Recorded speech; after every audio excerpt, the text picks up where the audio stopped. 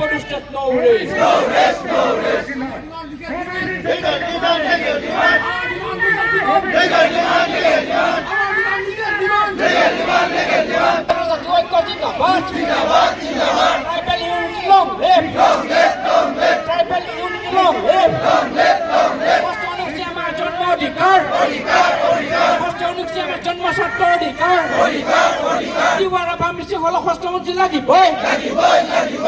जोङो दिनै जिहेतु जोंहा बर'फोरनो फिसा मोनसे काउन्सिल होबोदों जाय काउन्सिलखौ दिनै 93आव BSC होबोदों 2003आव BTC होबोदों 2020आवहाय BTR होबोदों बे काउन्सिला मालाबाबो जोंनि बर'फोरनि डिमान्ड नङामोन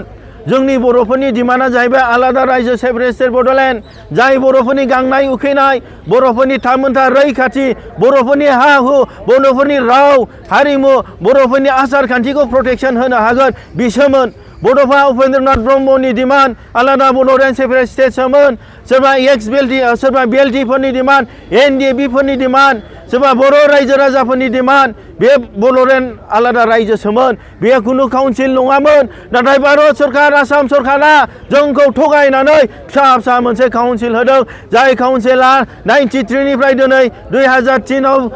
BTC होनानै 2020आव BTR होनानै बे मालाबाबो बर'फोरनि गांनाय उखैनायखौ सुफुंनो हायाखै जेब्ला जोंनि बर'फोरनि आफादफ्रा आन्दलन खालामदोंमोन बिथांमोनखौ सम गैया बिथांमोनखौ होनो हाथ'वा होननानै काउन्सिल होबोदोंमोन नाथाय बे काउन्सिला जोंनि बर'फोरनि थाखाय मालाबाबो दिनै सन्तुष्ट नङा बिनि थाखायनो बड'लेण्ड सेपारेट स्टेटआ जेब्लानासिम जाया अब्लासिम जोंनि आलादा रायजोआ थांबाय थानांगोन आरो जेब्लानासिम आलादा रायजो मोनगोन अब्लासो बर'फोरनि गांनाय उखैनाय बर'फोरनि आसामाव नासयजानाय दिनै बे ST बादे बिजानानै नन ट्राइबेलफोरजों दिनै STफ्रा दिनै खस्थ' मोननो नागिरनाय